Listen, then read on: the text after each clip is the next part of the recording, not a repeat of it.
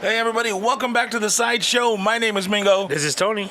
And Sebastian, it looks like he wants to build a house. He's never here anymore. He's getting you ready for when he moves out. I guess, man. Baby steps. Whatever it is, we could put a rush on it. I'm just kidding. Bro, a fucking hurricane in Palm Springs. Tropical thunder. No, it didn't even thunder. What? It did not thunder. It didn't reach hurricane by the time? No, there was no thunder. Oh. I just said tropical thunder. Got you. Bro, I don't think I've ever seen water droplets that big in Palm Springs. You know, I actually spoke to somebody else about this. There was a rainstorm a few years ago on Valentine's Day. That rain seemed like it was a lot worse, but it was mainly in Palm Springs. Okay. Palm Springs didn't really seem to get hit at all, except for the typical washes right. that they closed. But that's further up and everything rushing down, right? So that wasn't even Palm Springs. But for Cathedral City to get hit was crazy. Man, what was it, like 2 or 3 streets, right? Or just one? At least. Because I saw on the news, and I had a friend of my sister's that was looking for help. They had like 2.5 feet worth of mud in their home. They had shit up against the front door and their sliding glass door in the back to make sure they didn't just bust open. Yeah. Holy shit, dude. A friend of a house on, in this area, and the backyard was just brown. Yeah. And there was a section of the backyard that was, I think he said it was like a lighter brown, and that was the pool. Holy shit. The coloration was just a little different, but it was just still all dirt. Wow. So we had out here. So the way Thousand Palms is so like where my parents. Right. So if you look up the street, right where that split is, where if you go just past my parents' house, you turn right, or you can go straight up all the way to the top of Thousand Palms. Well, that right there used to be the dike or the dam or whatever you want to call it. Okay. Before there was any houses on there. So we moved down here in 75, and I think it was 76, the dam broke. And there was a flood. And we used to have in that house, there was a big glass window. And it was probably a good, I don't know, maybe 10 inches off the ground. And there was mud up to the bottom of that window in the front yard, is how much it had come up. And then I remember all the time it would rain, and how far in the mud we could get. Henry Gonzalez could one of our friends could attest to that. I don't know how many shoes of mine would be found in that dam if ever there was a time where we could go look when it's dry. You'd probably find plenty of my shoes from when I was a kid in that dike. I could have a shoe sale. It was awful. It was a lot of fun back then. But now, they have houses, and then they go all the way up. And so I didn't know, but the last street, so like if you're on Ramon Road, right? And right before you get to that first dip into Tri Palms, okay, there's a road that's going to go left if you're heading towards, if you're on Washington going towards Bermuda Dunes. And if you go left and you park on the side, if you go up, there's actually they've built a little canal through there for the water to go through. So it's meant to go through there from the back of this dam, or this dike, whatever you want to call it, and go all the way down to and through Tri Palms. So no matter how, like if it rains hard, Tri Palms fucked. They're always going to get that. They're always going to get the Thousand Palms mud. Always. Is that street? Do you know if that street's called Moonlight? Moonlight's the next one. Okay. Because that one gets it too. Because all those houses on that side, they're basically in the ravine. They're in the waterway. Because Moonlight, I'll be honest with you, there are some nice houses on that street. They're beautiful. Dude, they're like damn near mansions. Yeah. Well, a lot of the guys that live out there, or some of the guys that live out there, they are nursery owners, and not children, like plant nurseries. And so they have or they do equestrian shit, and they have all their stuff out there. So they buy these big plots of land, and they build these huge I mean, like you're walking into like a scene from Zorro, that house where where the rich old man lived, and and then across the street they have all their trees and plants that they sell, and next to the main house they have all their trucks. So they have like 3 plots of land out there, and they're using every bit of it. There's some nice houses out there. There was one me and my sister were looking at, trying to go in on buying, but they wouldn't sell it. The house looked like it had been abandoned for a couple of years, so I don't know what the deal was with it, but it looked like either somebody from the family got it or they finally sold it out. But it's a big house out there, dude. But again, the only problem is if it rains, you're in the waterway. Wow. You're gonna get it. I didn't even think about that. You know what I mean? Like having a pool out there, no. You gotta just do an above the ground pool and be cool with it. You know what I mean? Thankfully, mine is a foot off the ground, above the so I got no mud in it. It did fill with water, but I didn't get any, like, it wasn't really bad. Yeah, my pool filled up. It didn't overflow. I didn't think it would. But when the rain actually started, my wife and we were actually in the bedroom watching TV, and I was actually doing some work on my laptop. So our new beds with the motors, oh, right, recliners or whatever. Yeah. So we had them up because, again, I was on my laptop. She was watching TV, and then all of a sudden the rain started. So she actually went to go look at it, and then she says, "Hey, let's sit outside on the patio and watch the rain." So we did. We got a couple of drinks, and we were on my patio table just watching the rain, and all of a sudden, I feel it on my toes. So this rain starting to creep up onto my patio deck near the sliding door. So I actually started getting a little nervous. Yeah. But it's funny how it started to creep up and it reached, like, let's say almost halfway. Then all of a sudden, I don't know if the ground finally gave way and it just started to absorb it, because then it just started to go back down, which was weird. Yeah, it is, because, I guess that's the big problem with, I guess they would call it torrential rain like that, right? That just comes and just dumps everything it has all in one shot, right? Because, it's all dry out here, but just like when you're thirsty, you can only drink so much at a time. The ground's the same way. If you pour a shitload of water on it, it's not going to be able to absorb it instantaneously. Yeah. It needs time to be able to trickle down. But like I said, it was just weird how, I mean, we were only halfway through the rain, and it wasn't coming up any further. Wow. The ground was just taking it in. So we established you lived out here about 46 years, right? Something like that? 47 years, something like that? Me? Yeah. I think I moved out here in 73, 70, I think 70, no, 79, no. Damn. 74 maybe? 74, something like okay. that, yeah. Okay. So that's about right. So how many times have you seen people try to go through Indian when it floods? Indian, I don't know. Chinatri? Visicino. Really? People try to go through Visicino? Yeah. And that's every year. Bro, I don't like to go through Visicino when it's dry. You know what I mean? Much less when it rains. That's an ugly road, bro. But it's just funny how every year they try it. 4 or 5 cars getting stuck, right? Well, that happened that day that it was really bad. I think it was that Sunday. And we were that first entrada into Tri-Palms. Every year there's a car that gets stuck, and people go try to go through. They got 4x4s. Like, they think just because you got a fucking 4x4 you can get through it. Problem is, the water's dirty. You can't see what's under there and what's gone. Right. And sure enough, some dude tried to go through it, and it was his work truck, bro. And the water was up to about halfway up his door, and he had a 4x. And he had all of his work shit in the back. He had to climb out and leave his truck in the water until it subsided enough for him to get out.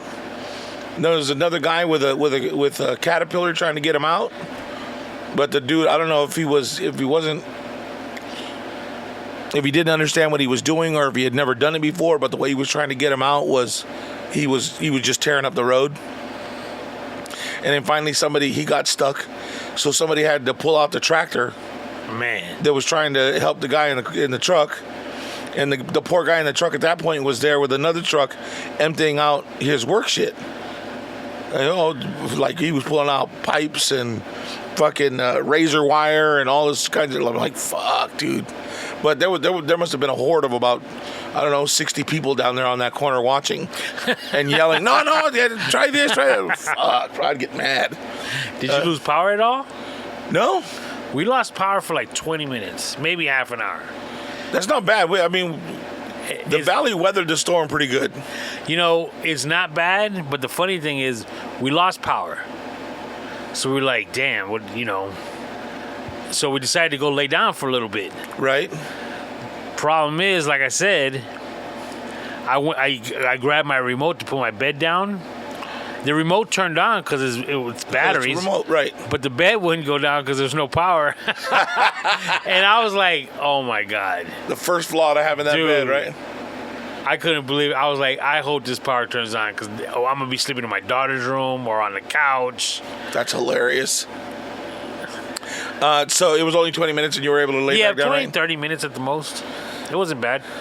Did you get any calls that night from your pool people that were concerned? Not that night, but leading up to it, yes. Okay. I actually wound up draining maybe 3 pools prior to the storm. Draining completely? No, maybe 4 or 5 inches. Oh, okay. Because they were kind of nervous. Like one guy, he lives in a condominium complex, so he doesn't really have a backyard. Oh. It's just cement and a pool. And the pool is like 5 feet from the sliding door. So he was, he was kind of nervous. That makes Stuff sense. like that. And not too much, because Palm Springs really didn't get it. We said, No, right? not at all. I went to work on Monday, and dude, like nothing. All the roads except going out towards the freeway were fine. Yeah. Well, fuck. What was I gonna say? Shoot, lost my train of thought. Oh, like I said, leading up to it, I had one guy call me. He was like, "Hey, what happens if my pool overflows?" I said, "If your pool overflows," I was kind of messing with him at this point. I kind of know him like this, Right. so it's like, "Well, turn the water hose off."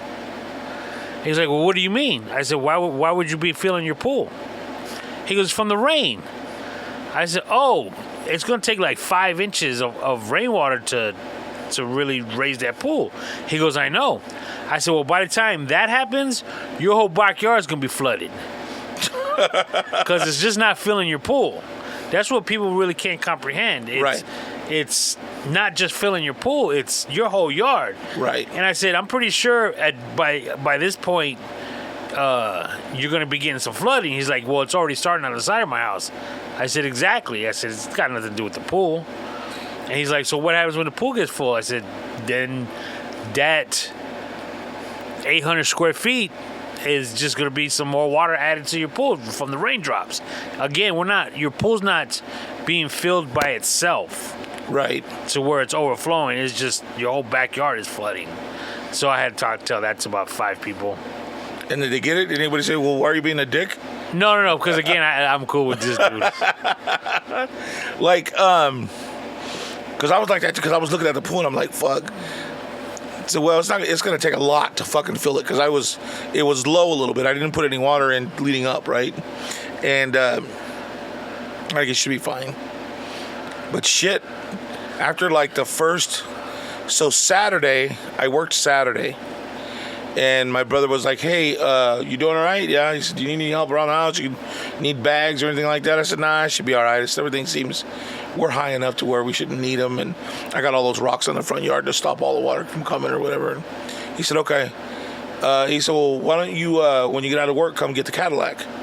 He says, "And I'll put your car up on my driveway because his is sloped up, it's kind of high, above the street.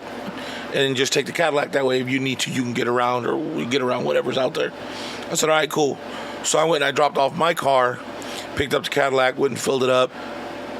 And thankfully I did, because the next day when I had to go to work on Monday, I mean, it was like, well, I tried to get out of work on Sunday already. Like, hey, are we gonna open tomorrow? Right. Roads are fucking shut everywhere. Like, I sent her all the roads that were shut in Indio, but the problem was Coachella hadn't escalated it to an emergency yet. So they saw that as not being a big deal. But it took me longer because now you got to figure out, okay, well, if I get off here, what road can I get to get me, like, how many transitions am I making? You know what I mean? And so when I left that morning, it took me an hour and 15 minutes to get from Ramon Road to the freeway on Monterey. Damn. And that was both lanes on that road going down there had people. So, but was the freeway still open at that point? The freeway had been reopening, yeah. But I couldn't get on Monterey because at the bottom of it was still filled with mud and water and whatnot. So I had to drive past and go down and get on the freeway on Cook, which Cook was already cleared out. But it was such a trip driving down the fucking freeway, and you're looking over to the side, and it was literally like a small river right next to the railroad tracks where the water was going. And I know this is gonna sound really fucked up and morbid, but I wonder how many dead homeless people they're gonna find when you know, now that it's all settled and they continue their cleanup. How many people weren't aware enough to get out of the way? I didn't even think about that. Because you got to figure all those people that were there off of what's that fucking by the bowling alley? What's that trench right there? That's the Ramon Road Bridge, the Dinosaur area bridge. Yeah, they camp out over there. Yeah. Well, I guess there was a point at which there's a spigot up along the walkway. So when people are walking, if they have their dogs, they can get water for the dogs.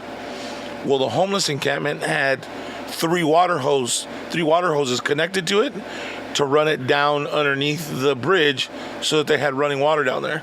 Really? Yeah. So I wonder if they knew enough to get out and to get out from under there, because once that water cuts loose, man. That Dinosaur Bridge, there's like an area where it's like a what do they call it? A drive out. Like you could actually pull your car into it. Right. In that area, there's like some homeless people. And dude, one day I saw one of them had a solar panel for power. Wow. I mean, I don't know what they're powering, of course, but there was like a panel out there. I was like, man. Phones, TVs, small refrigerators, AC units. That's crazy. Other funny, not funny, but I didn't really think it was that serious until Friday. I started to get a little, concerned. Right. Because they were really making a big deal about it. They were talking about you could get your free sandbags from the fire department. Right. And go to, in Palm Springs at least, go to the city hall or the city yard, and they had sand.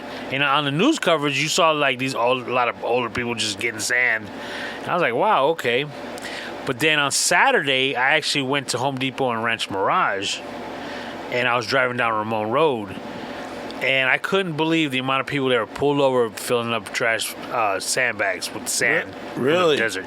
And like across from like Krispy Kreme.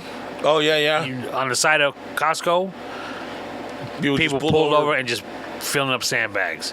I like, man, this must be a little serious. And then our friend Luis, right? He had a bunch of sandbags. Did he really? Yeah. And I was like, man. Well, he was closer to the side that got jammed up than everybody, right? No, he's further away from me than I am. Oh, really? Oh, okay. Yeah. But the way his patio is, it really gets water when it rains. Okay. So something like this would have really jammed him up. Yeah. Fuck. It's so crazy to go from fuck, it's hot, how are we going to survive this heat, to, hey, everybody in the car, we got to go fill up sandbags. You know what I mean? Like, that's such an odd transition. And we have a family member that works at Costco, and she was like, it was like COVID all over again. Water was gone. Toilet paper was gone. And she's like, I can't believe all these people are coming here, buying all this toilet paper, buying all this water, panic buying. Yeah. That's what happens. Nuts. But you still got to, I mean, you call it panic, you call it panic buying. Some people call it being prepared. Now, going and buying toilet paper and water at Costco, I'm going to agree with you that that's panic buying. But if you went to, like, Walmart and you got water or a couple of flats of water and made sure you had toilet paper, not, like, taking everything on the shelf, but buying an extra week's supply, that makes sense.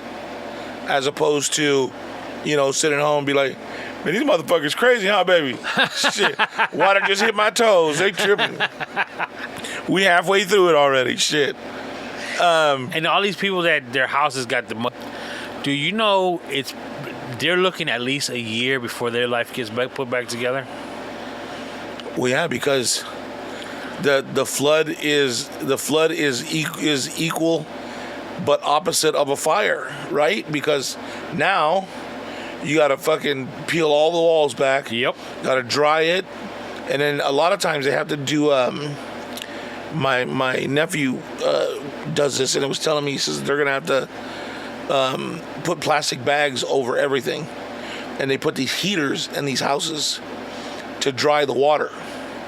And a lot of times, like, because you got to dry the baseboards and all that shit, so if you don't pull all the shit off, you got to drill holes through the baseboards to get to the wood to dry it. Not to mention all the water under the fucking tile. Do you think that there's a time frame that this has to be done in before, let's say, mold becomes an issue? Oh, absolutely. I mean, because if you have, let's say, 100 houses that are in need of this, they're not all gonna be able to be serviced at the same time. And then if you got people that, if they were smart enough, which I'm not, to have flood insurance, which I don't, I should say. Right. They're waiting on approvals.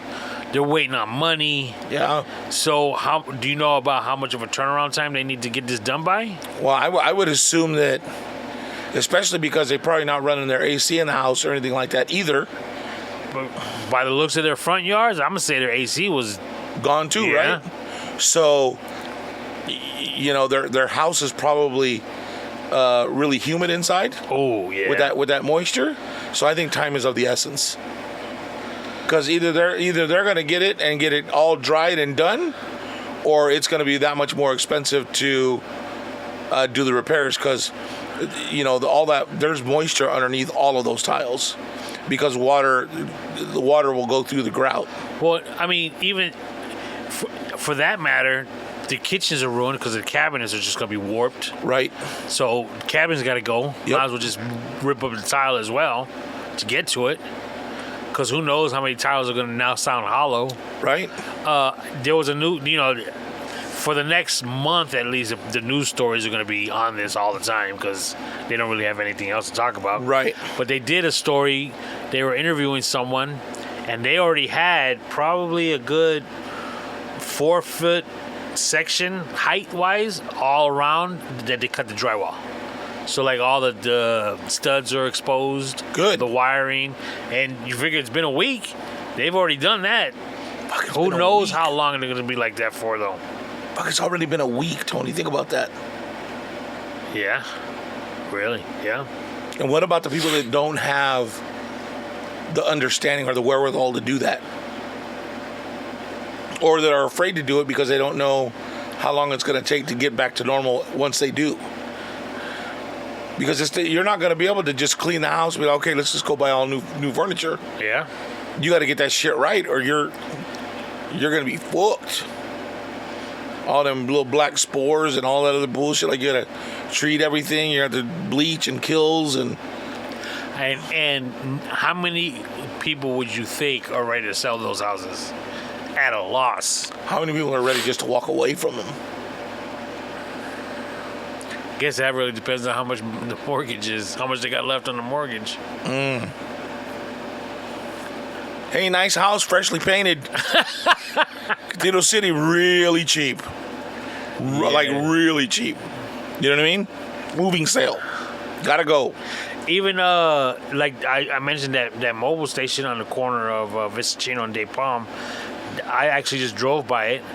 It's boarded up, closed. What about the AM/PM across the way? That's fine. Really? Yeah.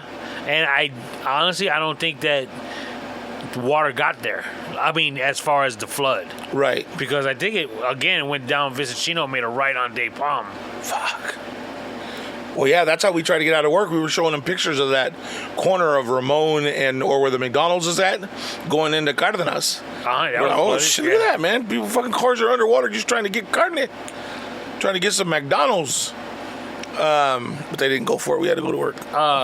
Desert Promotions. I missed a news story. My wife was telling me, where they embroider stuff, and I think he's closed for now. Really? He said his machines got. They did a news story on him. He said his machines got ruined. Wow. Yeah. Those fucking things are expensive. Yeah, I think he said he had over $200,000 worth of machinery that's just gone. Wow. And then you got the two dispensaries that were right behind him. Like they share the same building, but he's facing Vicentino, and they're facing south. Now, here's the thing with that, though. Things that maybe other people haven't thought, that weed's going to go bad. It's going to get mold in it. Because it can only be, it's got to be that it can only be so moist for a certain amount of time packaged. Or in those Stay Fresh jars. Uh-huh. And then humidity is gonna creep in. It's got it, because I'm sure that they have jars that they put it in. So there's got to be just like bags of fucking weed in a vault in the back somewhere in a safe, which maybe has a small humidifier in it to keep it at the right temperature. It's got to have it should be like in a humidor room, right? I'm assuming. I mean, if it was my joint place, that's what I would do. But that's crazy, though. I mean, and think about that gas station that was on the corner, the mobile gas station. The water had to have gotten through the lids of the gas, so that's ruined. Well, no, wouldn't they have to be pressurized where the actual gas is? I don't know. Because don't they lift up a lid and then they have to actually open the lid to the tank, which is beneath it? Yeah, but water's so intrusive, dude. Water is just, if it wants to get in, it finds a way to get in. And not only does it, because it's constantly seeking the lowest point, right? So if there's any kind of weakness in that lid or that top, it's going to find it, and the water's going to go through. And if just a little bit gets through, a lot of it's going to get through. You know what I mean? That's hundreds and hundreds and thousands of dollars gone. Not to mention all the merchandise inside the store. Yeah. How long he's been closed. Like he's been closed over a week now. That's for sure. I mean, that's not only the guy that owns it livelihood, the people that work there, like, you know what I mean? That's fucking huge. Yeah. That's a lot of lost revenue across the board. My daughter, she's in downtown LA. She said they really get that much rain, but they got the earthquake. Oh yeah. Yeah. And one of her homies lives in Pasadena. And they got an earthquake, right? I don't know if they got the earthquake, but they got rain. Really? She said it rained bad over there. Well, that would make sense because it was coming from us, right? Because it came this way. Yeah. So if it was coming up this way, and once it goes through the pass, it's going to keep going out that. It would make sense that it's going to go that way. You know what I mean? Towards Pasadena, up that, and up to was it the 365 or whatever it is, 165? I don't know, but didn't it go to Vegas? Yeah, and that's the way it would do the 14 right there. Crazy. Yeah, it was. Fuck. And that was one of the first times it reminded me of that movie Forrest Gump, where he was telling stories about when he was how the rain comes down? Yeah, the rain was coming down, it was coming up, because it was bouncing. Mm-hmm. I was sitting there watching the rain at one point, and yeah, it was coming straight down, but then some wind did kick up, and then it was going to the left, and the rain was going to the right. It was kind of crazy. Yeah. Like I said, I don't ever remember seeing rain like that here. But that being said, the raindrops in Northern California were in the Bay Area were still 2 to 3 times the size of the water droplets that were here. Like you could get hit with one water droplet in the Bay Area and be wet head to toe. And out here, you got to stand in it for a minute, even at its hardest. When we went to Puerto Rico the first time, it rained while we were driving. Okay. And it's the same thing, dude. It's like buckets were just going against your windshield. It was just crazy rain. Wow. Dude, nuts. To where I was scared to drive. That bad, huh? Yeah, it was bad. Are you afraid of driving in the rain, or is that... No, I just couldn't you? see. Wow. And then, I don't know where I'm going. Would you rather drive in rain like that or in a dust storm like we have? Huh. I think I'd rather drive in the rain. Because dust storms, dude, they will ruin your car. Yeah. Yeah, they will. My Volkswagen that I had when I was in early 20s. Right. I remember this. I know now it was the dumbest thing in the world. And when you think about it logically, it makes sense that what I did was totally wrong. But at the time, I thought I was doing the right thing. Going through a sandstorm. To get your car painted. Well, I went through a sandstorm. My logic was, let me drive really fast so I can get through the sandstorm. Oh. That was my logic. Dude, my windshield was never the same. And when you're 19 years old, you can't afford a new windshield. Right. But that windshield looked like it was like dirty. Creamy milk, right? Yes, all the time. And if you were driving towards the sun, forget it, kid. You could not see. You're trying to look at the bottom corners of your windshield and shit. That's how I got my little yellow one painted. I drove through a storm. And from the front of the car to the back, bro, it looked like shit. It was pitted. They paid for, they bought rims, everything, dude. They redid the whole fucking car. You must have full coverage. Yeah. Yeah, I didn't. I never had full coverage. Well, I didn't buy it cash. I was making payments on it, so I had to have full coverage. Oh, okay. So when I did that, somebody was like, hey, why don't you? I was like, hey, that's a good idea. So I called and they sent somebody out. They sent out an adjuster because they thought I was full of shit. And the adjuster came out and he says, how many sandstorms have you been in? I said, man, I like one every morning when I go to work. Like there's sand from here to like Date Palm. Because I was before the cemetery. Like the only thing there was a cemetery. Right. There was nothing there. So all the sand that was coming was and done. So yeah, they paid for me to the whole thing. Did I ever tell you the story about what Manuel talked me into doing with my cabriolet? Oh my God, what? This motherfucker. Again, we're kids. We're in our early 20s. My cabriolet got broken into. Okay. So what they did, my top was already kind of old. It's black, but by this time it's like charcoal. You know what I'm saying? Because the sun beat it. It don't look that great, but it was intact. So what somebody did was they actually cut a hole, like did a slice right above where the door lock is and they just, I guess, stuck their hand in there and unlocked it and went to town. So I was gonna contact my insurance. Before I did that, Manuel said, yo man, they might just want to stitch that up or something along those lines. He goes, your top, if you want a new top, it's really gotta be fucked up. And I was like, okay. So like every little nick or tear, dude, we grabbed it and we were just started ripping. Like all around the back glass, we were just ripping shit. And dude, we fucked this top up, right? Took it to the adjuster. Give me my money. I'm looking to get paid. I'm looking to get a brand new top. Adjuster said, oh yeah, this top's bad. He was in agreement. Right? Yep. You need a whole new top. It's like, let's go inside. Gonna run the numbers. Perfect. Sat down. I'm on top of the world. He goes, okay.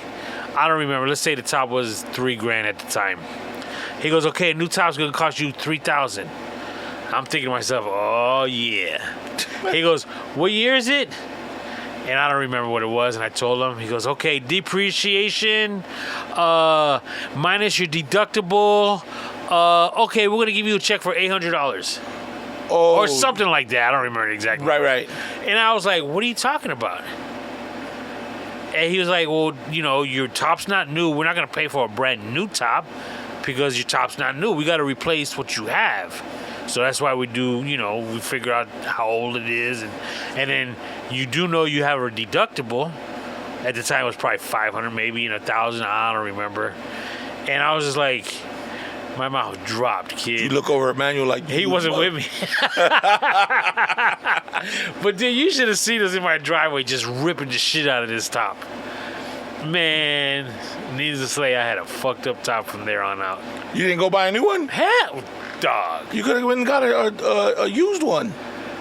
I wasn't in that world at that time. Right, You know what I'm saying? It was, That was pre-eBay. True. Pre-eBay. Thinking about taking it to an upholstery guy's, hey, how much to stitch it up at least? Right. Something. It was just like You just I rolled with it. don't even remember if they sold colored black duct tape at that time. To be able to patch that up. You just fucking rolled with it like that. Drop top everywhere. Didn't matter. Everywhere, kid. Everywhere. Even in the summer. Fuck. Manny didn't offer no kind of what? Huh? Why'd you rip it then, Tony? Dog, it's just as much of a headache as I caused him for his vehicles. It was just my turn to get Right. Because I remember one time, I think we were going to a Halloween party, and I was real anal about like getting picked up on time.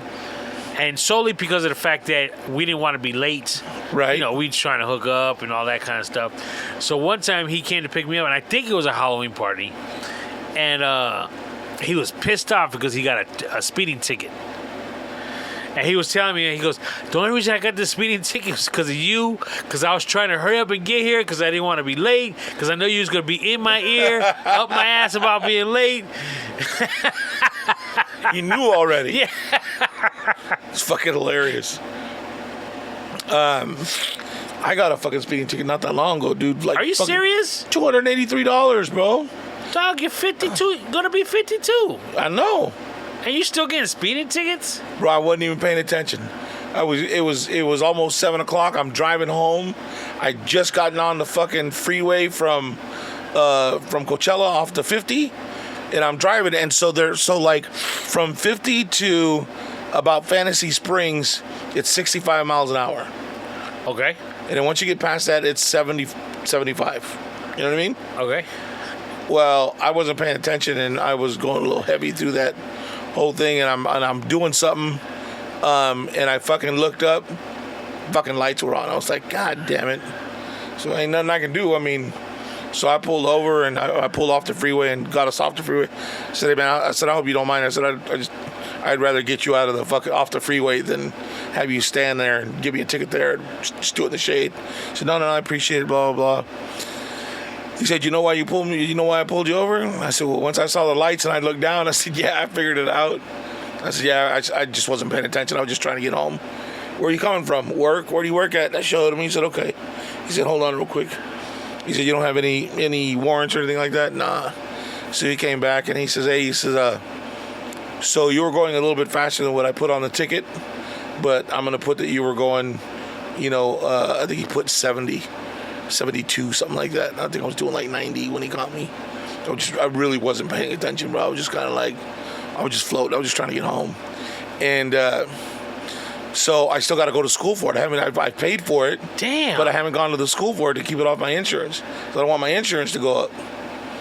Battle that with Milo all the time. You know what I mean? Like, fuck, kid. Again, back in my 20s, I went to driving school. Right. But the funniest shit is my mom had gotten a ticket for something as well. So we actually went to traffic school together. Oh, that's fucking funny. That's fucking hilarious. The teacher got such a kick out of that. He was like, yeah, Anthony Pacheco? Anna Pacheco? You guys related? I was like, yeah, it's my mom. Man, he just got a kick out of it. Your mom got a speeding ticket too then? Is that what it was? It had to have been a speeding ticket, yeah. Yeah, because that's the only reason to go to school, right? Yeah. Yeah. Holy shit. And my mom was never the best driver in the world. Never. So, I think I've said it before. My mom had a 4th grade education, but she could read. And she always wanted her driver's license. So my dad taught her how to drive. She didn't like it. My mom was really anxious. She'd be scared wherever, like behind the wheel or whatever, unless it was raining. If it was raining, she didn't have a problem driving at all. As a matter of fact, when she went to go take her test for her driver's license, it was raining. And she passed it. So I think it was that day, and then one time after that, where my dad had something done and he couldn't drive, and that she drove. And but every year, bro, oh look at me, I'm such a good driver. They just sent me the extension. Oh, mira. Oh look, who's a good driver. my mom never drove until we moved to California. Okay. So you figure she's at this time early to mid 30s maybe. Okay. And then she was almost forced to drive because out here you have to drive. Right. So one day her and I, we were rolling. I was driving actually, and I remember our car broke down heading north on El Cielo, right before Tachiva, like right in front of the airport. Okay. The car just stopped. So I got out and I told her, I said, look, I'm going to push it. I need you to steer it, make that left onto Tachiva, and we're going to put it right on the side of the sidewalk. Yeah, I mean, in front of City Hall almost. Okay. Just to get it out of the way. And it was hot. Nobody was helping me. So, dog, I'm pushing. I'm young, so I can do it. Right. I'm pushing this car, right? So I start to get it going, and all of a sudden, man, it starts to slow down. And I'm dying, and I start getting it going again, and I'm like, okay, turn the wheel, and then it would just start to slow down. Should push and I push, dog. After about 4 times of this, I happened to look down as I was pushing, and the brake light's going on. And I was like, are you pushing the brake? She's like, yeah, I'm getting scared because you're starting to move the car. And I was like, that's what I'm trying to do. Oh my God. Dog. Oh man. Bro, I remember being young. Woo. And with my pops, he took me with him. He had got this old man had a 55 Ford, and my dad had wanted that fucking car like nobody's business. And it felt like my dad would stop at this old man's house every day to talk to him about the car. Because my dad had a 55 Ford when he was younger, and he wanted another one. So we're driving around, and the old man finally said, if you can dig it out, you can have it. Said, I just take it. You stop by my fucking house no more. was kind of the tone of it, but whatever. So my dad said, okay, I'll be back in about half an hour. So we came back to the house, and hey, grab a shovel, grab you gloves, blah blah blah. And I'm like, huh? So yeah, we're gonna go dig that car out. He just helped me put the compressor in the car so we can air up the tires, see if they'll hold. If not, we're gonna take them off, come back and see what tires we have around here, put them on those rims, and get that car over here. Fuck, okay. So we go and we dig out in front of that fucking car. And remind you, this is before all these houses were out here, right? So, like when we first bought this house, you could walk on the sand from the desert next to it to the top of the house. Damn. Is how bad the sand was. Like, it was fucking awful. So this old man's house, he had a bunch of tamarisk tree back there trying to block the sand, but nothing blocking it from the right side of the vehicle because the car was facing the street. So there was just fucking sand like everywhere. and all the rubber trimming on the car was fucking shot to shit. So there was sand inside the car, like fucking everywhere. Well, you're trying to, you'd shovel a little bit, and then it would just fill back up. You'd take another shovel and fill right back. God damn, it was like a never-ending story. So we finally got it out. Or we finally got the sand. We got tires on it and shit. And he said, "Okay, look." He said, "You're gonna have to drive the 55." I'm like, I was like 12, dude. I didn't fucking. He said, "But the way you do it is when we're getting close to the corner, you got to push the brakes and slow us down." I'm like, "Dude, I'm 12, right?" Like, I don't know if I could do that. So now I'm driving it, and this was like 3 streets back that. So the next street over, right? And so we'd had to go up, around, and down the street to the house. My dad's truck was his fucking pride and joy, right? He'd had that longer than all of us. So, and we didn't know if the brakes worked on the 55. But he's already telling you, you just got to do this. And if the brakes don't work, pull up on the e-brake. Well, which one's the e-brake? Well, the e-brake on the 55, it was kind of like a cross between the ones that you pull up on a new car, right? Like on a Honda Civic, the one in the middle. Right. And the one that you push with your foot. But it was like a claw of like the biggest fucking lobster you've ever seen in your life.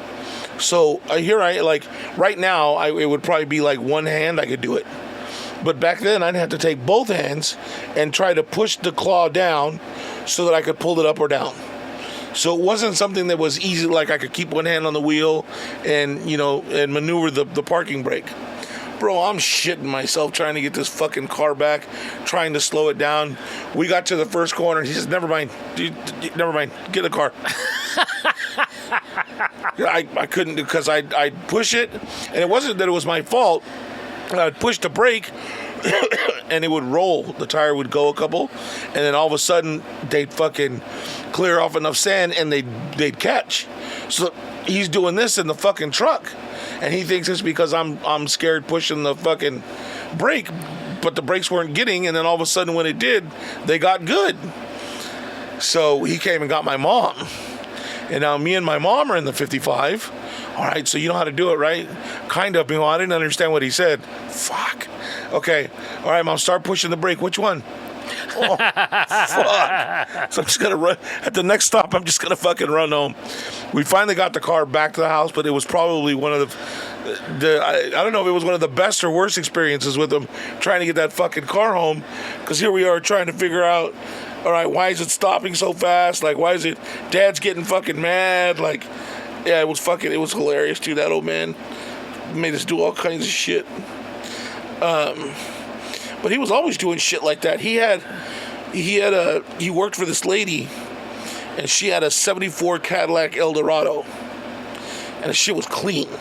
The body on it was clean. The interior, because they used that fucking almost like I don't know. It was almost like the material that they used on. It was brittle, like the old lounge chairs. The ones that had the tape that would go in one, up the other, and they were weaved. And if it looked like that, that's not what it was, but that's what it looked like.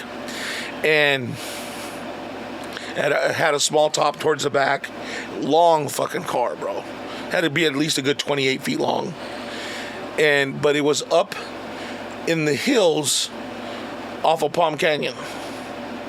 It was in the really ritzy area. And as a matter of fact, that's the lady that taught me how to swim. I had gone there with my dad working, and my dad was working in the backyard trimming trees, and the lady was out there swimming naked. And she got out the pool, and she goes, "Oh, is this your son? Blah, blah, blah." I said, "Do you want to go swimming, honey?" I looked at my dad. He said, "Well, he doesn't know how." "Oh, that's okay. I'll teach him if that's okay." "Yeah, that's fine." So she didn't go get dressed or nothing. We went out into the pool, and I'm in my fucking underwear. And she's trying to teach me how to swim. It's the best date ever. Is that where it came from?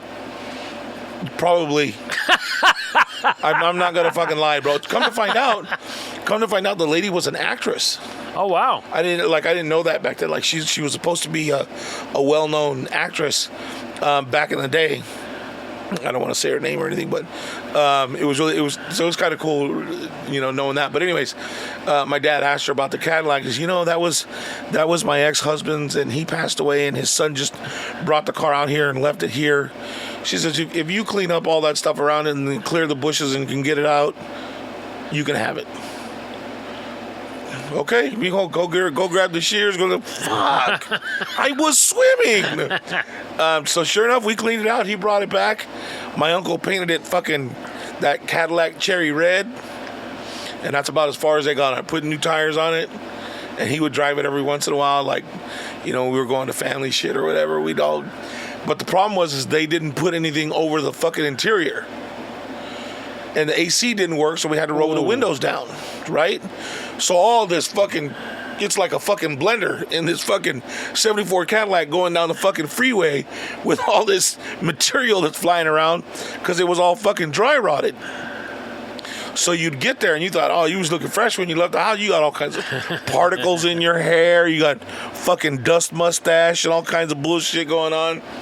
But yeah, he used to love that fucking Cadillac, dude. Fucking hilarious. Too much, that man. He used to do shit like that all the time. Well, damn, people giving him cars for free. Yeah. I don't know. My dad had a silver tongue, bro. He was able to do shit like that all the time. All the time.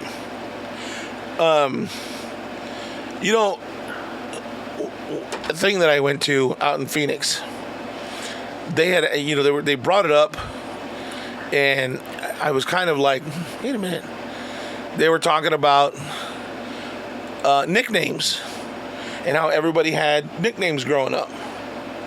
I don't ever remember having. The only nickname that I remember having was from my family, and it was Minguito. Okay. Which is like Little Mingo, right? But other than you guys never gave me one unless you guys were talking shit behind my back, and gave me one. I don't ever remember having a nickname. But like you Bone, T-Bone, dude, Paychecks. I've got. My daughter actually pointed this out to me maybe a month or two ago. I have probably 7 or 8 nicknames. And my nieces and my goddaughter, her sisters, and nephew, so there's 4 of them. Right. They each have their own name for me. Oh, wow. So, my name's Anthony. Right. That got turned into Tony. Okay. So that's how most people know me from school years. Right. Okay, so you figure from Tony, it went from I got T-Bone. Right. Somebody shortened it just to Bone. Right. My nephew went to T-Bone Steak. Okay. Then he just shortened that to Steak, so he calls me Steak. Did I say Tone? No. Somebody calls me Tone. Back to Anthony, I got Antoine. Antoine? Yeah. It's just, don't ask me where it came from. Who the fuck gave you that one? I don't know, but one of my nieces calls me Antoine. Okay. Then you got your, now people call me by my last name. Okay. Then it's also Checo. Right. Check Nasty. Paychecks. Paychecks. Of course, my goddaughter calls me Nino. Her sister calls me Fatty. Damn. So those nieces, like I said, the 4 siblings is Nino, Steak, Antoine, Fatty. What else do I have? With all those, you can come up with just one name. What's that? Fatty Nino Tio Steak. Luis calls me Compa. Right. What else do I have? That might be it. Then the playful ones your wife got for you, right? She just calls me hun, or sometimes she calls me dad, or like my parents, both of them call me pa or papi. Okay. It's just, it's a trip to how I probably got like 10 nicknames that I go by. Wow. And the thing is, the nicknames are used regularly. It's not like if I talk to this particular person, it's always Tone. You know what I'm saying? If I talk to this person, it's always Checo. It's just weird how I got so many nicknames that I go by. Yeah, that's really weird. I don't think I've ever had. Ant, there's another one, A-N-T. Really? Yeah. Jesus. That just means people love you, Tony. That's what they say. It's like a term of endearment. It happens. It happens. No, I'm just kidding.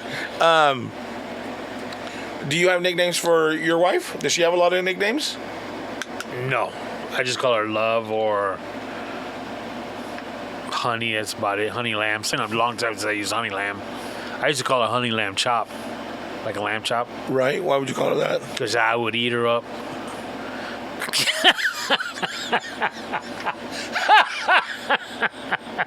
My first ex-wife, she had a, when we had pagers and shit, right? Everybody had their little signature numbers that they would put at the end, right? And 69, 69, or 413, I love you, right? Right. And she would put, hers was 88. So why 88? She said, because it's better to be 8 twice. I was like, all right. Dinner served. It was crazy. What about your kids? You have a bunch for your kids? Their nicknames amongst the family is Mamas and Papas. So that's what they're known by. Okay. And it's funny when kids younger than them, like our nieces and nephews, know them as Mamas and Papas. Oh, that's funny. So when they hear their actual names, they're like, who that? Yeah, who's that? And they're like, well, that's Mama's. And they're like, oh shit, that's not her name? It's like, without the oh shit, of course. Right, the realization. But my daughter, I just call her baby girl. My son, I call him Papa, without the S. It's funny because now it's mainly Sebastian. He'll call me Pops. Hey, Pops, what's going on? Samuel, which is funny because that's what we called my dad. You know what I mean? Right. So he's kind of fallen into those kind of steps. And I don't know if he would have come to that conclusion himself or if it was just him watching my dad and all that throughout those years that he was still with us while he was here. So it's just kind of funny that he kind of plays that bridge. He bridges that gap for me.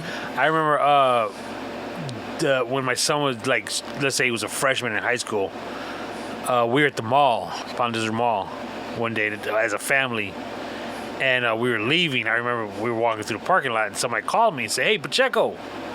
So I turned to look, and it was young kids. I was like, "Who the hell is?" Yeah. And so they gave me the heads up, the head nod, like the what's up, and I was like. But then I looked at my son, and he gave him the heads up back. And I was like, oh, shit, okay. Thought I was going to get in a fight with some youngster right now.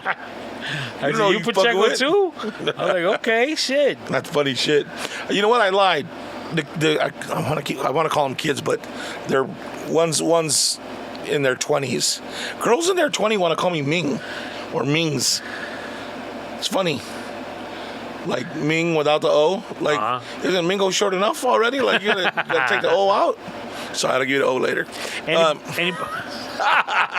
Anybody ever try to call you Sunday and have it stick? No, they tried that like in school, but I squashed it pretty quick. Hey, can we call you Sunday? No. Why? Because that's not my name. Yeah, it is. No. My name is Domingo. If you translate it into English, yes, it's Sunday, but my name is Domingo.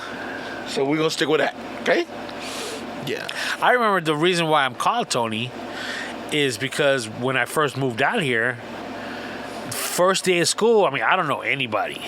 I don't have no friends. Right. Nothing. And the teacher's taking attendance, and she says, Anthony Pacheco? And I said, yes, or here, or whatever. And she goes, do you go by Anthony or Tony?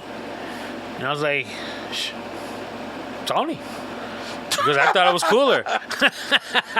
So ever since then, it was Tony. Anthony is like an old accountant. You know what I mean? Right? Oh, here comes my fucking accountant, Anthony Pacheco. Paychecks. It works for that too. You could be an accountant, homie. Was there ever a nickname that you got that you didn't like?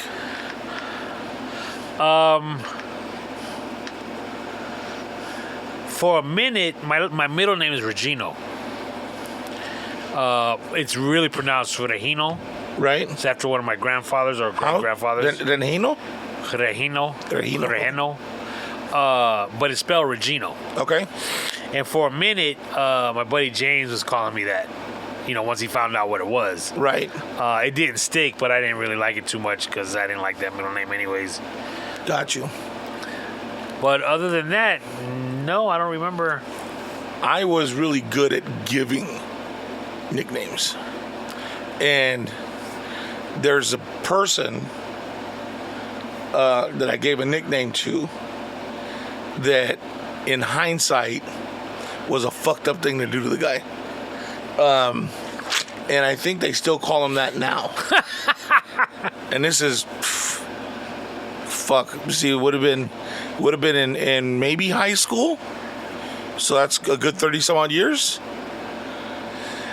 I called him Porky because he wasn't very tall, and he was round, like he was a heavy kid. And still now, somebody like, I saw him the year before I left, and people still call him, hey, Porky, what's going on, homie, blah, blah, blah. Like it's stuck, you know what I mean? Like you're gonna live that fucking name out, right, for the rest, no matter what. Even if you lost all the weight and you're still good, like that's gonna be you. So, man, if I caused you any emotional damage, bro, I'm sorry, but it was done out of love, homie. So I got a cousin. His nickname's actually pretty cool. And nobody really knows his nickname because that's his name now. Okay. It's always been his name. Corky. Okay. But his name is George. But it's actually, in Spanish, it's Jorge. So you couldn't say Jorge, you said his Corky. Older brother, they're like a couple years apart. So he was like 2 or 3 when he was born. Right. And so his brother tried to say Jorge, but he would say Corky. Corky. Okay. I guess. And so it just evolved into Corky. And that's, it's like he's known as Corky. You would never think his name was George. I think it's the person I'm thinking of, right? Like he was in our grade, right? Yeah. Okay. I don't ever remember him being George. Yeah, he's never been George, but that's his name. Right. Wow. It's crazy how fucking nicknames will get you, and it's done. It is fucking done. You didn't have one of them essay nicknames? Joker, Dreamer. A little psycho. No, I didn't, bro. It's funny because my older sister did. She was a sad girl. Really? Yeah. Was she actually like a sad girl, or did they just whatever?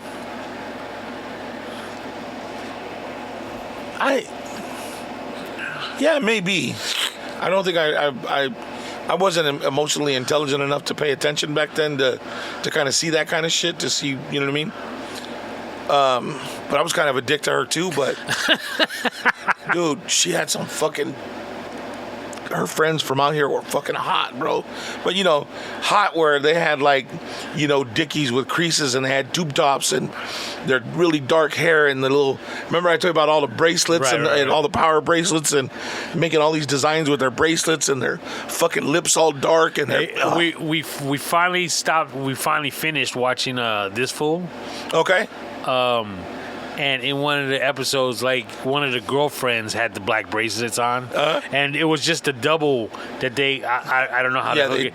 Yeah, so it's like two lines. Right.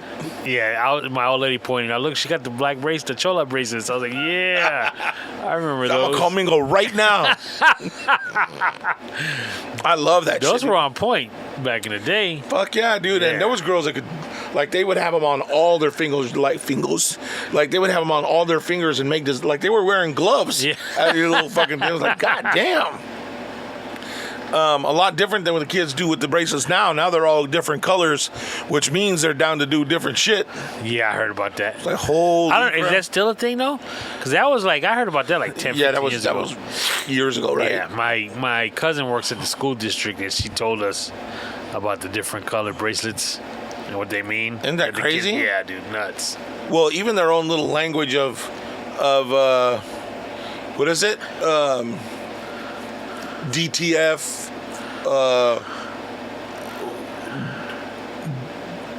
WYS, where you stay, like down to, and then they would put the emojis and shit. I'm like, God damn. Like, and that's what's fucked up. I couldn't play that game with emojis because I could barely see them, much less try to figure out nasty shit with them. But I was like, hey, I don't know. It's funny how like maybe news stories will come out, or you see something and they'll like have they'll actually write out what the text said. Right.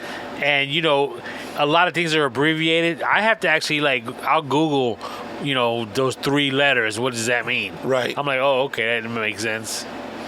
Fuck. We're officially old. Yeah, Tony, let me tell you. Trust me. Gotta figure out what these young kids are. I don't understand half their shit. Like, and that's what me and my younger son were talking about. Like, look, dude.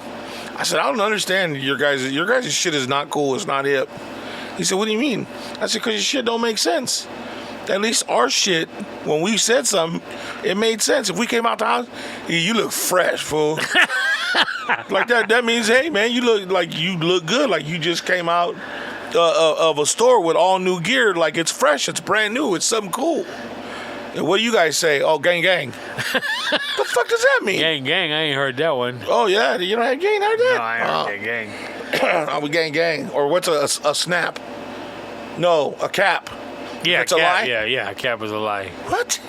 That's not a cap, dude. A cap is when I tell you how dumb you look or how dumb you sound for saying cap that way. Yeah, we get into it all the time about shit like that. Not get into it, but go back and forth with it a lot because it makes no sense. Like the way they use words doesn't make any sense. Well, it's funny you say we're getting old because my wife and I and my daughter, we had to go do something at the bank while she was here this past weekend. Okay. Because it was her birthday. And I know Bank of America because I have an account at Bank of America and I also have at Chase. Chase is never busy. Bank of America is always busy. Right. Always a line. And I know, and a lot of it has to do with just the fact that I go there all the time. I hear people coming in, I want to open an account, I want to do this. They're like, sorry, you have to make an appointment. Everything's you got to make an appointment. Wow. So we had to do stuff at both banks. So I knew to make an appointment at Bank of America. So I made an appointment for that Friday. And my wife says, are you going to make one for Chase? And I was like, nah, I'm pretty sure we could just walk in. They're never busy. So that was actually, Bank of America was Thursday. So Friday, after work, I went to Chase and I was going to have them meet me there. So I got there first. They weren't busy. So I waited in that little area. And this woman comes up, hey, can I help you? I said, yes. Do you guys have time to, add somebody to an account of mine? She says, oh, yeah, you're going to have to make an appointment. I was like, damn, okay, no problem. I said, what's the availability? She goes, you can come. It was like noon on Friday. She's like, she looks at her little tablet. She says, oh, 3:30 today, or the next available is tomorrow at 12:30 or 12. And so I got on the phone real quick and I called them because they were actually en route. And I said, hey, we could either do today at 12 or 3:30 or tomorrow at 12. So they're saying, well, 3:30 should work. So I'm telling the lady, I said, 3:30 will probably work. So she's on her tablet. And she's, 3:30 has already been booked. Sorry about that. I said, then we'll take the 12 o'clock tomorrow. She was okay, no problem. And so I told my old lady, hey, we'll do 12 tomorrow. And I hang up. So she's like going to town on her tablet. Like if she's writing a manuscript, kid. And she goes, Oh, she looks at me. No, she looks at me like very condescendingly says, I'm sorry it's taking so long. People usually just do this online. Book their appointments online. And I was like, you bitch. wow. Dude, you calling me old right now? Wow. Because that's exactly how she was making me feel. She's like, I'm so sorry about this taking so long. People just do this online now. I was like, fuck. Wow. Yeah. I'm old. But listen to that, like the customer services date. Like, bitch, you know what? I'm gonna take all my motherfucking money then. And it's funny, all we had to do was add my daughter to the accounts. Right? So when we sat down to do this, 100 questions. I mean, she's looking. I mean, I understood what she was doing. Her game plan was to try and figure out how to get the in to have us open up a different account. Right. Oh, so what do you do? Oh, how long you been doing that? Oh, where else do you bank? Because I only have a certain type of accounts at Chase. Right. Oh, well, who handles your checking account? Oh, have you ever thought about this? And oh, okay, no problem. And she's going, oh, have you ever thought about retirement? Oh, who do you have that with? You know, I'm like, all I want to do is add her to the account. Let's go. Let's go. What's going on here? Asking my wife, how long, where are you working at? She doing her job, dog. She ain't doing her job. All she got to do is put my daughter on the She account. trying to do. She got to do her. She trying to make sure yeah. She's trying to make sure that you are financially sound. You sound just like her. Because that's pretty much almost word for word what she said. Really? Yeah. That's pretty fucking funny. I just want to make sure that all our customers are financially sound. Here's my card. If you ever need to open up something, I'm like, thank you. I'm out. You just brush her off like nothing, and here she is reaching out, trying to make sure that all your ducks are in a row, and that you got all your shit good, and you just brushing her off like nada. So what's been going on? You seen any good movies? Anything else going on? Any good movies? Or any bad movies? Any bad movies? Huh. I was a little irritated. When I left town, I had been asking my brother's daughters if they had gone to go see Barbie yet. Not that I wanted to go see the movie, but I wanted to. If they weren't going to take them, then I would take the girls to go see Barbie because it's fucking Barbie, right? And you're girls, so.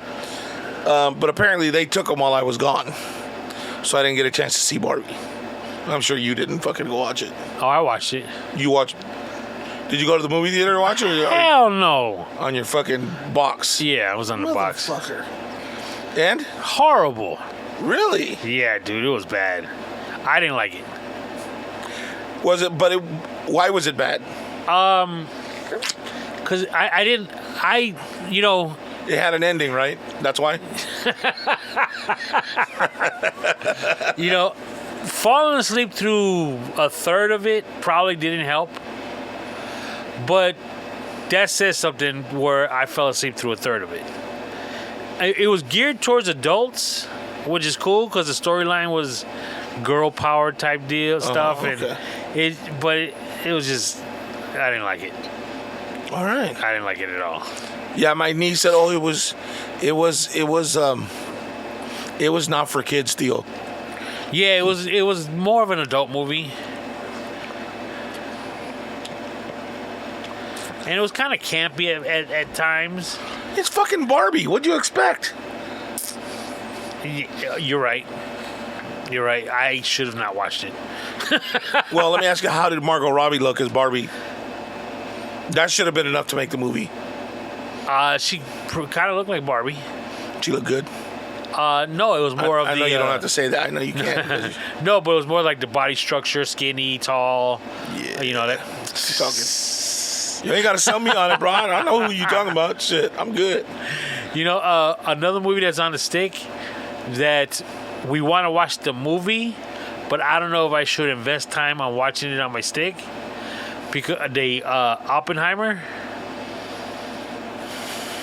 You saw it? No. Okay. But I heard somebody said they walked out about an hour into the movie because it was just all talking. They never got anywhere with it. It was just all talking. Well, the movie is supposed to be like 3 hours long. Yeah. But on my stick, it says it's an hour and 18. So I'm like, I don't want to take the chance on watching it because... Yeah, that's not the movie. That can't be. If the movie's 3 hours long and it's hour 18 minutes, like half the movie. I started to watch that movie that you said not to watch, and you were right. Which one? Gail Gadot. Oh yeah, that fucking. I told you. Yeah. It was what I said, right? Like it was just. It was like watching a video game almost. Yeah, it was bad. Did you see the new one with Adam Sandler on Netflix? You're definitely not invited to my bat mitzvah. No. Don't watch it. It's. I didn't even know you had one on a new one. Yeah, bro, and it's getting fucking mad, like fucking raving reviews. Really? Yeah, he's like at almost like a 200% on Rotten Tomatoes. Like everybody loves it. It's cute. It's campy. It's fucking. It's grown-ups for kids. Okay. To some degree. Didn't grab my attention at all. Like about 15 minutes of it, I was like, oh, out. I don't think we didn't get to watch too much TV last week or two, to be honest with you. So I don't really remember anything. Plus, football starting the preseason. My old lady's all into that. Okay. So Sundays is all bogged down with football? Pretty much. Coming quick. I don't have any football stations set up yet, so it's going to be slim pickings. But I'm thinking about getting one of those boxes from our friend. You know what I did? I just bought her. And it works great so far. Is a HDMI transmitter instead of because I'm only paying for one Fire Stick. I mean, I could get one for each TV, but why am I going to do that? So I got one Fire Stick. Wait a minute. You'll get fucking speakers for every room in the house, but you won't get a Fire Stick for every room? And if you really, really, really think about it, you know why. Oh, because it's the broken one, right? It's not the... Well, yeah, but it's that, but there's a monthly fee for that. You got to pay the dude a monthly fee. It's only like $20? What you mean only? Oh, my bad. Hey, $20 is $20. You're right. You're absolutely right. I shouldn't have said it like that. But here's the thing. $20, yeah, that's not a lot for what you're getting. Right. But why do I need to pay $60 a month? You're right. So with the HDMI transmitter. So I put the Fire Stick in the living room. Right. And I got the Fire Stick. I got the transmitter hooked up to the Fire Stick. And then I put the other side in my bedroom. Which is also a dongle, right, for the transmitter? Correct. It's the receiver. Right. Okay. And because the Fire Stick is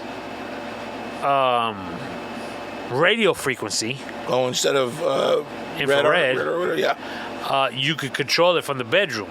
Nice. So yeah, you're in the bedroom and you just have to, the input auxiliary 2 is where I got the Fire Stick or the HDMI receiver. Right. Boom.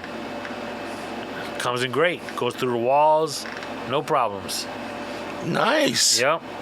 See what I'm saying? Because I'm a great husband. Now she can watch her football in the bedroom when I go to sleep. Now, let me ask you a question, though. If you have the HDMI transmitter. Okay. She's in the bedroom for some reason. Okay. And you're in the living room. You're going to watch two different things. Can you? Yes. Because the Fire Stick is on one of the inputs.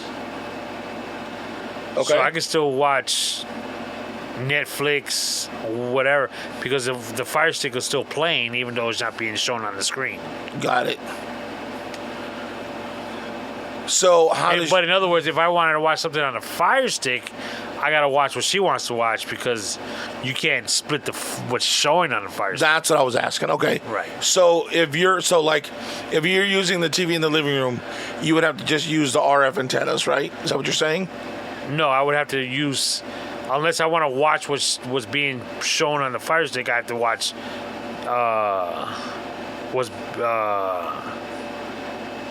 The antenna or Right. one of the apps, Netflix, Okay. Max, Hulu.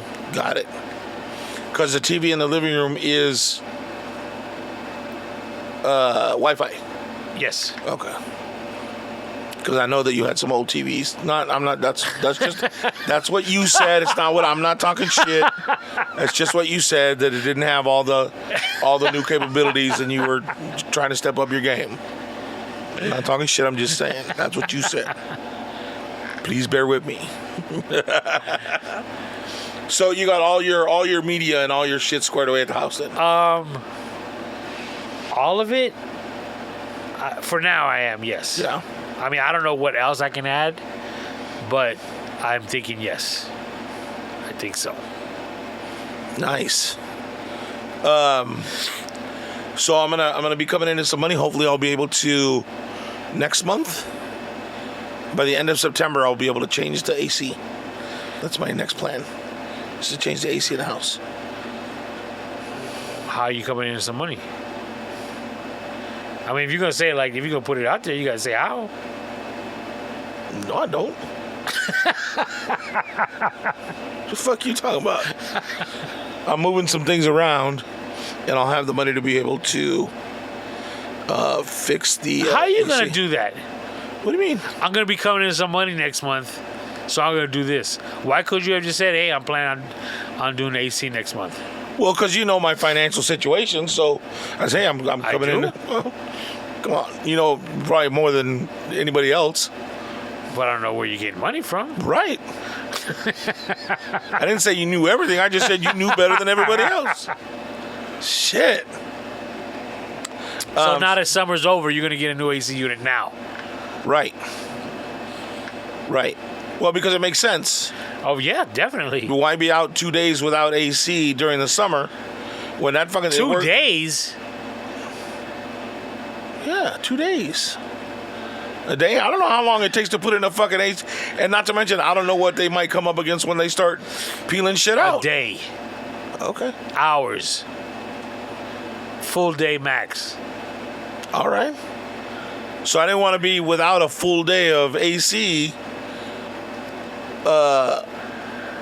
during the summer. I figured, well, when it cools down, we do it and be a little bit better. Okay. I ain't mad at you. Man, no matter what choice I make, this motherfucker up my ass. Good Lord, Tony. You worse than a wife and a parent, all in one. How'd your kids do it? So my daughter's birthday was this past weekend. How was that? You'll be proud of me. For 2 reasons. You made her pay on her birthday? No. Oh. I made her cook on her birthday. Nuh-uh. Yep. All right. And it was her choice, though. We went to Korean grill. Korean barbecue? Barbecue? Yeah. Korean barbecue. That shit is bomb. It was pretty good. I'm not gonna lie. What meats did you do A or B? B. B, really? The more expensive one? Oh, yeah. Yeah. I thought that was A, but okay. No, it was B. Okay. And I actually was looking at it. There's only 3 more items. Yeah. And I have to admit, we did choose one of them. Those are some tasty items, though. You think? Yeah. Did you do the garlic beef ribs or pork ribs? We did the ribs, yes. It was like riblets, though. Yeah. You like that? Oh, those are bomb, dude. Dude, it's funny because my old lady loves those. Yeah? Like, her dad used to get them. Oh, okay. And I don't like them. Because every bite you're trying to get, you're biting on a bone. Yeah. I don't like that. Yeah, I'm not big on the choice of meat, but the flavoring on it is really good. Really? Yeah. Because my old lady's like, she likes nibbling on it. It's like, makes no sense. And she likes that gristle. That's I don't know what it is, but it's got to be nostalgia, but yeah. it's like, I don't like it. All right. But yeah, we did get that. What else did you get? Garlic pork something. Yes, that's good too. She also got this spicy beef bulgogi. I don't know about that That one. was actually pretty spicy. Yeah. I ain't gonna lie. Did you try the one that looks like It looks like bruschetta almost, like that super thin Italian bacon. You know what I'm talking about? Well, we got something that, to me, which was the garlic pork something, it looked like thick-ass bacon. Yes. Because that's what it is, pork belly. Yeah, okay, yeah. We got that. My wife and I are in agreement. We will go whenever my daughter wants to take us. Whenever she comes down and she's willing to do the cooking. All right. Because, it's too much for you guys? Yeah, I'm not. If I wanted to cook, I'll cook at home. Right. You know what I'm saying? Yeah, but there's something kind of cool about sitting around a table with that little hot pot in front of you and you cooking on that little barbecue thing. No. No? The food was good, don't get me wrong. It was good. Right. I ain't gonna lie. And you knew what you were getting, and I can appreciate the fact that, you could order whatever you want. It was a 2-hour limit from what I understand, though. Right. But I can appreciate, let me try this, let me try that. For one price. Right. That's cool. That's cool. And you get to pull out like 4 types of meat each time they come to your table. Oh, is that what it is? Yeah. I didn't know there was a limit when you order. I know you can order as many times as you want. Right. But it does make sense. We're not going to let you go overboard. You're not going to eat all this stuff. Right. So that was good. And again, she wants to go anytime. If she's willing to cook it, that's fine. I ain't got a problem with that. It was good. One thing I did not like, though, I guess my arms were too close to the grill. You kept burning your hair? I could feel like little oil hitting me. Oh, yeah. And I was like, "Ooh, lucky I'm not wearing like a long sleeve or anything like that." Yeah. And I have to admit, a lot of times when I go to places, I look at how the place is set up, how it's built. Right. So I'm like looking at all the gas lines coming out of the ground, all the vents above you, for fire safety. And I'm like, damn, this shit could blow up. This place is a ticking time bomb. Dog, serious. Yeah, no. Somebody big falls somewhere or bends a line. See what I'm saying? Yeah, no, I'm right there with you. But it was good. I have to admit. And the rice, like my daughter, she says I pulled a rookie mistake. I ate too much rice because I got full. Oh, you ate that in the beginning? Yeah. Well, no, I didn't eat it in the beginning, but I had it with every bite of meat. I had rice. Yeah. She's like, yeah, you can't do that. Yeah. and the vegetables there are really good, like the broccoli and all that shit that you get to cook, and the squash or whatever. We didn't get that, but I did. It was good. Was it? Mm-hmm. I guess that type of Korean grill is big, like in Orange County and stuff like that. Because my daughter said in college, her and her girlfriends will go to these spots all the time. They got like some that are open 24 hours. Wow. And there's no time limit. You could be there for hours, and they don't trip. She said it is kind of nasty though, because like when you walk in, like the floor is sticky. It's a bunch of college kids, so they don't really care. Right, they don't care. Yeah. It's just like a bar to them. Yeah. Remember that back in the day, walking in? Oh, all the places were all sticky everywhere. The second reason you would be proud of me, okay, is we went to lunch the following day at Fisherman's Market in Palm Springs. In Palm Springs? Yes. Okay. And me and seafood. Right. What'd you have? I had the fish and chips. Really? Yeah. I've had fish and chips before. Okay. That's not bad. What do you put on it? Do you stab it and put lemon and vinegar, or no. do you? I just eat it like that. You don't use a steak tartare, either, No. not the steak tartare, but the I tartar like sauce or anything? I don't like it. Yeah, I don't like tartar sauce either, but I do like the lemon and the vinegar on it. Really? Yeah, it's good. Because my goddaughter came with us, and she was like, "You're not gonna put no vinegar on it?" I was like, "Oh no, horrible." No, that's good. Like I said, I've had fish and chips before, like growing up, and believe it or not, I've had a few McDonald's fish fillets in my time. Really? Plain, because I don't like the sauce. But yeah, I've had that before. Well, if that's then you would have been proud of me when I was in Texas. One night we came back and they had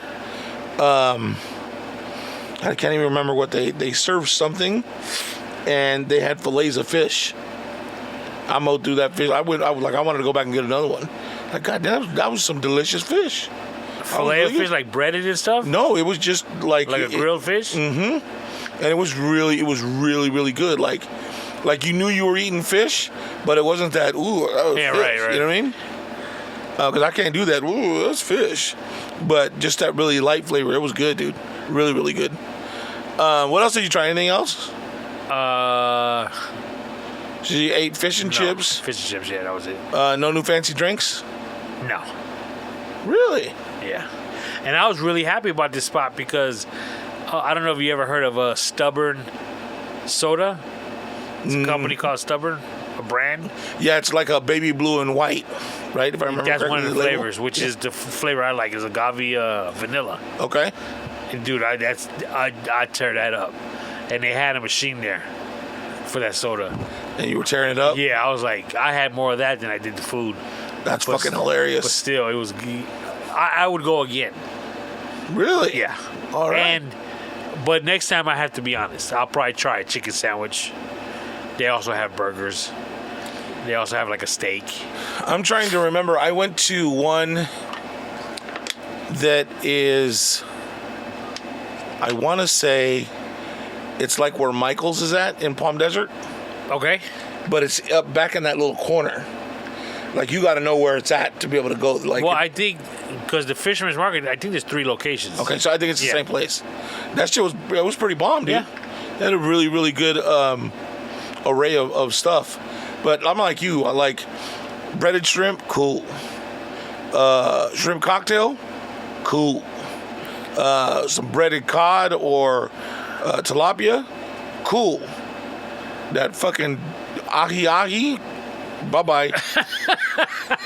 Don't tell me, it's seared on one side. Get the fuck out. I just mean that bitch is fucking half raw and cold, and I'm like, I'm cool. After, on Friday night, which was her actual birthday, on the way home from the Korean barbecue, which, by the way, like, she was giving me directions on how to get there because I didn't know where it was in La Quinta. Right. And so we pulled into the parking lot, and I said, like, where is it? Which one is it? Like, which storefront? And she goes, it's obvious, and she pointed at the sign called U Grill. Which I thought was kind of sporty. But on the way back to Cathedral City, we decided to stop at the casino right there on Date Palm. Okay. We hung out there for a couple hours. That was actually pretty cool. How is that casino? I've never been to that one. Really? Yeah. Smaller than the one right here by the freeway. Okay. That's for sure. Not bad. It's nice. Ambiance is cool. Like, yeah. People there cool. Like, oh yeah, very. Yeah. Right on. I had been invited with some friends of mine that I guess they were having cornhole tournaments there. And they invited me to go out and have a drink with them when they were doing it, and I just never got a chance to. I never made enough of an effort to go out and hang out. They got this bar that's next to, like, it's a dance floor, which this casino doesn't have. Okay. And we got there, it was, let's say 9 o'clock. So it was just a bar, and the club area, if you will, was pretty much empty. So we sat in the club area because it's couches and nice chairs. Right. And so I was like, oh, it's a Friday night. I thought they'd have something going on. And my daughter goes, well, it's still early. And I was like, no, it's not. It's like 8:30. You know what I'm saying? No. So we ordered some drinks, and we're talking, and then some more people started to show up, and then all of a sudden DJ was setting up. I was like, oh shit, okay, yeah, she was right. So again, this is about getting old. The DJ starts playing music. He was playing some Gap Band. He was playing something else. And I was like, oh, this is cool. It must be like Friday night, let's say 80s. Really? R&B type, whatever. Cool. That went on for a good 20 minutes, maybe half an hour, And maybe. what day was it? Friday night. Friday night. But then it evolved into Pitbull and like Black Eyed Peas. Okay. And then it hit me. Oh shit! They play for the old folks first. Yeah, they're trying to let the old people know something coming. Get your ass home. And then they started breaking into the newer stuff. However, after about a good half an hour, 40 minutes of that, it started with the let's say Bad Bunny, Spanish stuff. Right. But then it started going into the Tejano stuff, and because like my back was to the dance floor. Like my wife and daughter were facing the dance floor, right? And I was facing them, and like Spanish one right after the other. And I turned around and I was like, well, yeah, he's reading the room. Yeah, because it was like everywhere. Yeah, the big fucking the boots with the big boots fucking... with the jeans, no cowboy hats. Okay, but the opened up shirts, down to the middle of the belly. Yup. And I was like, oh belt shit, buckle. yeah. All black and gold paisley. And I was like, okay, he's reading the room pretty good. That's hilarious. I don't know, dude. Watching those, watching some of those people dance to some of that shit is pretty fucking impressive. Like when they do the stomp dance, and they're stomping, and then they put their leg back and they're swinging it like helicopter, and you're like, God damn, you look a little old to do that shit, but they're out there fucking it up. You ever see the video of that kid? It's only like 15 seconds long, maybe 20. And he's like got his jeans high up, got the big belt buckle. Oh yeah. But he's got a baseball cap on. Yeah. And he's wearing sunglasses, and he's like hitting this dance. And it's like there's so many different people putting their own spin on it. Like they'll even change the music up to something like he's dancing to, or they'll say something. But this kid, he's like hitting this dance. It's pretty funny. Wow. I don't know if I've seen the different versions of it, but I think I know which kid you're talking about. I believe.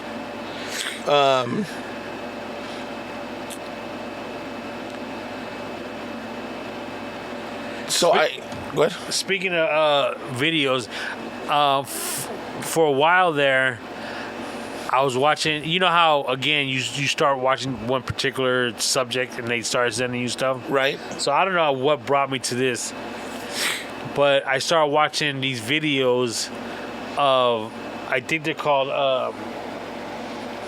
rubber chicken. You know those rubber chickens, you squeeze it and it makes this funny ass screeching noise? You're not talking about like the little baby chickens, you're talking about... No, the longer one. Okay. Yeah. And it makes this like squeal or whatever. Right. All right. It's Asian. These Asian dudes. They're the ones that I've seen. Okay. They're like in a room, okay? This shit is funny. Oh, I think I know which one you're talking about. Go ahead. They tape these chickens to their feet, and then they have one dude blindfolded, and he's either got like a stick or like a belt. Dog. And like the room is squared off like with rope. So like whoever is filming is on the other side of the rope and nobody can get. So what the dudes with the chickens, they gotta stop. They gotta try and not get hit by the belt. Dog, but when they move, when they're walking, those chickens start making all these noises. So the dude with the blindfold, he hears it and he starts swinging in that direction. Dude, they're jumping on windowsills. Oh, that's fucking hilarious. Dog, it is the funniest shit. Fuck. I remember seeing that. I remember laughing my ass off at that too. Yeah. There's still some. There's way too many. But it's so stupid that it's fucking hilarious. Like, how drunk or high do you have to be to say, I got an idea? And who volunteers? Oh, fuck, I'll strap the chicken to my foot first. You know what I mean? Yeah. Like, fuck that. Because that old man was swinging for the fucking hills. Dog. And the dudes with the belt sometimes, oh, it's so funny. Oh. And it's funny how, dog, they'll like they're trying to run away and they run into another dude, so they'll just grab him and put him in front and let him get the licking. Holy shit. That's too much. Fuck that. We'd be fighting. Put me in front of you to fucking take an ass whoop with a belt. That would not be good. It might even be called Rubber Chicken Challenge or something like that. Okay. All right. That shit is hilarious. There's a lot of fucking ads going up on TikTok now, though. So like you're scrolling through and you're finding all your shit, and then all of a sudden, you know, glasses or clothes, or I found this fucking company I'm gonna go to. I told you about my knee and the problem with all that shit. There's a company in India. There's a doctor that does a sort of what they call like a regenerative surgery. So instead of getting a full-on knee replacement, they take blood and create this compound with your blood, this other element, and it mimics what's between your knee now, and they put it in this little plastic cup and they slide it between the two bones. That way, so like if you're rubbing bone on bone, they put this little plastic with your own material in it to take it back to normal, so that you can walk around without being bone on bone, and it's supposed to last you like 20 years. What's the point of the plastic having your own material? Well, I think the plastic holds the mold while they're putting it together. I haven't gone for the consultation yet. It was just the initial, why do you want to come? What's going on? Blah, blah, blah. Explain to them what was going on. Okay, well, you'll have like an hour and a half consult with the doctor on this date. We'll go through everything with you, tell you how it works, what all the rehab and all that stuff is going to be like. You'll go home walking that day. Damn. I was like, God damn. And you saw this on TikTok? Yeah, and I was like, that's a big promise. That I'll be going home walking that day. Like, come on. You know what I mean? So I got a consultation on the 8th of this month, or of September, to go see exactly what they're talking about and what it's going to cost and how to make that work. We just saw a commercial tonight, this evening, I should say, for a dentist out of Algodones in Mexico. Yeah. On channel ABC, KESQ. Okay. For like implants and stuff. And they're cheap, right? Well, did I ever tell you the story about me going out there for dental work? No. I got jacked up teeth. Okay. I don't know if I told you this before. Yeah, and you don't like dentists, and you got to go asleep. Well, this is before I even started going to a dentist. Okay. So we actually went out there with my sister-in-law and brother-in-law, my wife's sister and her husband. Okay. Because they were getting dental work done. So we just went along like for the ride. At the time, I was in need of asthma pumps, I think, so I went to go get a couple of those because you get medicine and stuff. You have asthma too? Yeah, but honestly, I haven't had it in a while. You know, knock on wood. But so we went for the ride, really. So we went, and you ever been? No. It's like a single street that goes in a circle. Okay. And it starts right there at the border check. And where, in California or? No, it's Mexico. So you park on the California side. What? On the California side. Okay, that's what I'm asking. Like, what? Because I said in California, you said no, it's in Mexico.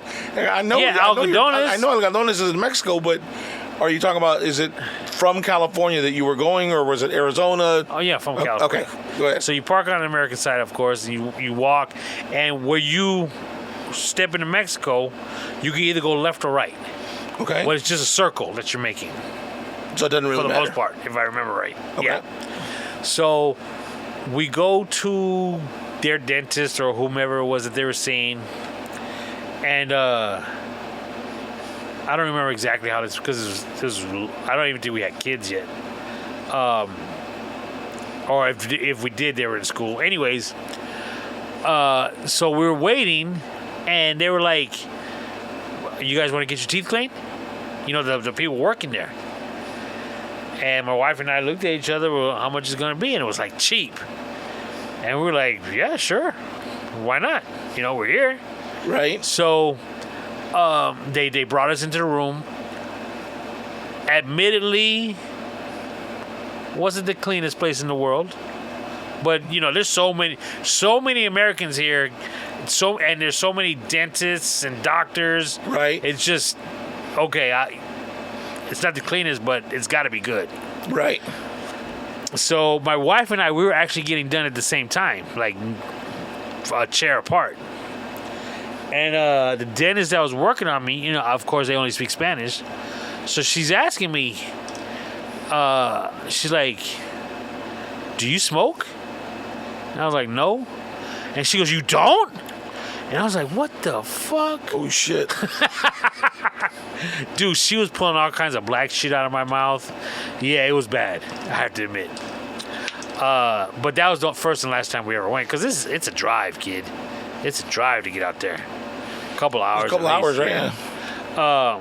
But I was just surprised about how there's a commercial for him. Let's talk about algodonas. He was like, the dentist is smiling, putting some dentures in somebody. Wow. I was like, wow. That's a big business, dude. There's a lot of people that go. Hell yeah. And there's a lot. It's kind of funny because it seems like the doctors in Mexico are more looking for a cure than they are looking for a Band-Aid.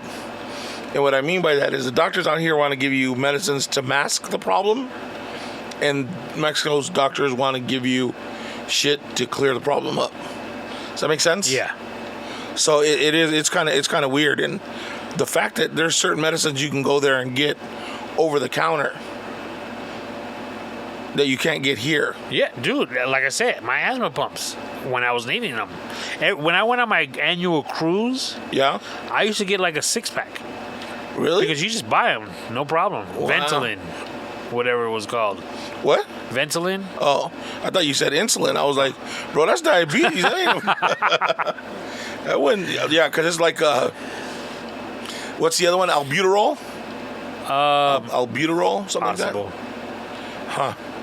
But another reason why I mentioned it is because I got like a loose tooth down here, and they're telling me, yo, you got to get that pulled. So you gonna go to Mexico? I don't know. Depends on how much it's gonna cost to get it fixed. Because my kids are like, yo, you gotta get it. That one, because if I got that removed, yo, it's like noticeable. Yeah? Yeah. Because I'm missing one back here. I got it pulled. You can't see it. So this one's close up. Yeah, it's like right here. Ain't nobody gonna see it down there, dude. Oh no, it's right here. You have to file. Do you have birthdays and shout outs and stuff that we got to do? Are we there already? Damn. Yes, I do. All right.